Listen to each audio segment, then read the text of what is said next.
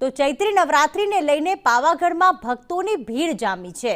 પાવાગઢમાં વહેલી સવારથી જ ભક્તોની ભારે ભીડ જોવા મળી રહી છે। આજે ચૈત્રી નવરાત્રિની આઠમ એટલે કે દુર્ગાષ્ટમીનો આ પાવન પર્વ અને માં મહાકાળીના ભક્તો તેમના દર્શન કરવા માટે ઉમટી પડ્યા છે।